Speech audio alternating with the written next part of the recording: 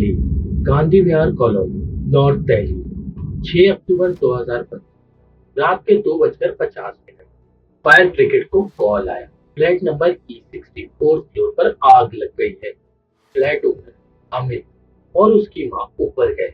Gate खोलते ही भयानक धुआं, गर्मी, अंदर जाना नामुमकिन। फायर ब्रिगेड आई।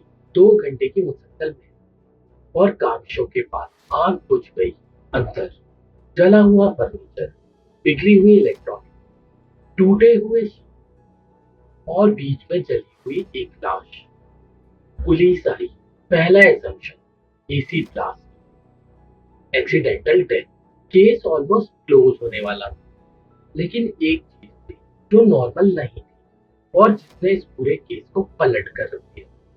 फॉरेंसिक ने बोलना शुरू किया और जब फॉरेंसिक ने बोला, उसने पूरी कहानी को पलट कर रख दिया।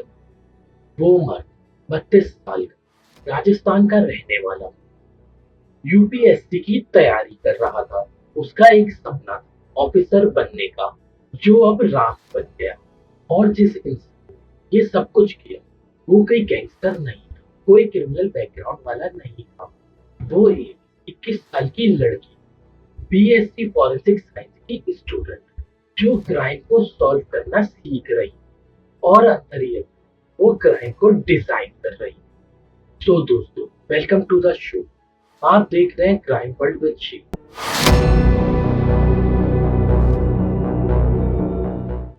पहले रामकेश को जानते हैं। रामकेश कौन था? 32 साल का, राजस्थान का रहने वाला। रामकेश दिल्ली क्यों आया? यूपीएससी सिविल सर्विसेज की तैयारी करने के लिए। वो ऑफिसर बनना चाहता था, एक जो लाखों लोग देखते हैं और बहुत कम ही लोग इस ड्रीम को पूरा कर पाते हैं। रामकेश भी गांधी विहार कॉलोनी एक फ्लैट रेंट पर लिया था। E60 4th फ्लोर, पढ़ना लिखना, नोट्स बनाना, मॉक टेस्ट देना। और फिर एक रोज मई 2025 में एक इंटरव्यू के दौरान उसकी मुलाकात एक लड़की से हुई, जिसका नाम अमृता चौहान, 21 साल की एक लड़की। अब अमृता को जानते हैं। अमृता चौहान कौन? अमृता 21 साल, मुरादाबाद उत्तर प्रदेश की रहने वाली, पीतल नगर एरिया से, बीएससी फॉरेंसिक साइंस की स्टूडेंट। अमृता वो चीज पढ़ रही जिसमें क्राइम को सॉल्व करना सिखाया जाता है। DNA, burn pattern, forensic evidence. Amrita Instagram पर काफी ज्यादा एक्टिव थी। रील्स, फोटोज, स्टोरी, हमेशा मुस्कुराती थी। अमृता ने अपने बायो में लिखा था, और mysterious, simple words, beyond ordinary understanding.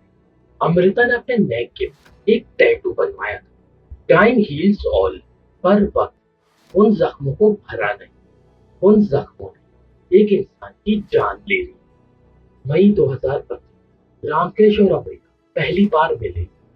Chemistry fast थी, नंबर एक्सचेंज हुए, कॉल्स, चैट्स और डेट्स। अगस्त तक दोनों लिव इन रिलेशनशिप में आ गए। गांधी विहार के फ्लैट दोनों साथ रहने लगे। बाहर से देखने वालों एक कपल था, एक यूपीएससी एस्पिरेंट का स्टूडेंट और दूसरी फॉरेंसिक स्टूडेंट। दोनों का फ्यूचर था, लेकिन अंदर ही अंदर कुछ और ही चल रहा था। लिव इन रिलेशनशिप के दरमियान कुछ इंटीमेट वीडियोस रिकॉर्ड हुए।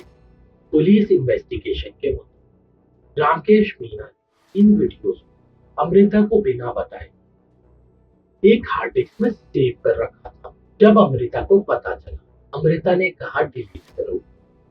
अमृता ने फिर कहा, फिर मना। अमृता ने फिर कहा, फिर मना। और फिर रिपोर्ट्स के मुताबिक रामकेश ने उन वीडियोस को अमृता को भेजना शुरू कर दिया। एक इनडायरेक्ट धमकी, एक कंट्रोल का हथियार। अगर तुम नहीं तो ये वीडियोस बाहर जा सकती है। इनडायरेक्ट वे में ये मतलब, ये सिर्फ ऑब्सेशन नहीं था, ये डायरेक्ट ब्लैकमेल था, साइकोलॉजिकल टॉर्चर, एक और ढूंढने का तरीका। अमृता का पास्ट भी काफी ज्यादा कॉम्प्लिकेटेड था। 2024 में उसका अफेयर था सुमित केशव से, एक मैरिड आदमी, 27 साल का, गैस सिलेंडर डिस्ट्रीब्यूटर।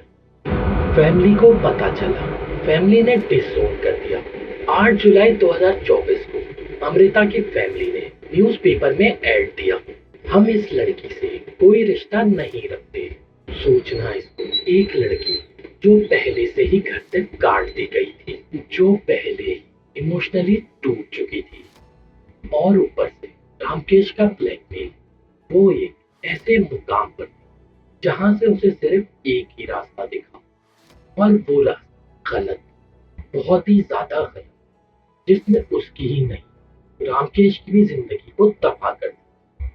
उसने इस सिचुएशन से निकलने के लिए सीधा रास्ता नहीं चुना, उसने पुलिस को नहीं चुना, उसने रिवेंज चुना, और उसने उस रिवेंज में अपनी फॉरेंसिक पढ़ाई को पूरी तरीके से यूज किया। वो जान क्राइम सीन को कैसे स्टेज किया जाता है, बर्न पैटर्न्स क्या होते हैं, एविडेंस को कैसे डिस्ट्रॉय किया जाता है, फॉरेंसिक इन्वेस्टिगेशन कैसे काम करती है। वो क्राइम सॉल्व करना सीख रही, और उसी की मदद ली एक क्राइम को डिजाइन करने के लिए। उसने सुमित केशव से कांटेक्ट किया, अपने एक्स फ्रेंड से। सुमित गैस सिलेंडर डिस्ट्रीब्यूटर जो गैस की पूरी नॉलेज रखता था। सुमित ने इस प्लान में एक और बंदा शामिल किया, संदीप कुमार, 29 साल का, पुलिस लाइन में एक कॉन्ट्रेक्चुअल वर्कर। 3 लोग, एक प्लान, एक टारगेट। पहला प्लान सिर्फ हार्ड डिस्क चुराना था। पहला प्लान सिंपल था, सिर्फ हार्ड डिस्क चुराना। 5 अक्टूबर 2025 फेल हो गए। रामकेश मीना घर पर था, कुछ नहीं हो सकता था। फिर प्लान बना, पहले से ज्यादा खतरनाक। दूसरा प्लान मर्डर।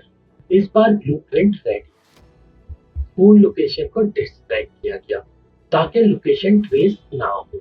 मास्क आउटफिट, रात का वक्त, एक परफेक्ट क्राइम, ऐसा सोचा गया। 6 अक्टूबर की रात एक सीसीटीवी फुटेज जो बाद में कोर्ट में पेश हुई, सब कुछ रिकॉर्ड कर रही थी। 6 अक्टूबर की रात 12:15 एक लड़की फेस कवर की हुई बैग के साथ बिल्डिंग में एंटर हुई। 12:20 दो मास्क बिल्डिंग में एंटर करते हैं, अंदर ब्लेड। अमृता रामकेश के पास गई, बिल्कुल नॉर्मल, जैसे कुछ हुआ ही ना हो। फिर हाथ पैर बांध दिए गए, मुंह बंद कर दिया गया। सुमित और संदीप अंदर आ गए। मारपीट और हार्ड डिस्क की डिमांड। रामकेश जो अब तक सच जानता था कि क्या हो रहा है, मना करता रहा, और फिर स्ट्रैंगुलेशन, गला घोटा गया। रामकेश भी यूपीएससी एस्पिरेंट का स्टूडेंट अब खत्म हो गया, वो मर गया। अब अमृता की फॉरेंसिक नॉलेज काम आई। बॉडी पर घी, तेल और वाइन को डाला गया ताकि आग अच्छे से लगे। गैस सिलेंडर के वॉल को खोला गया, आग लगाई गई।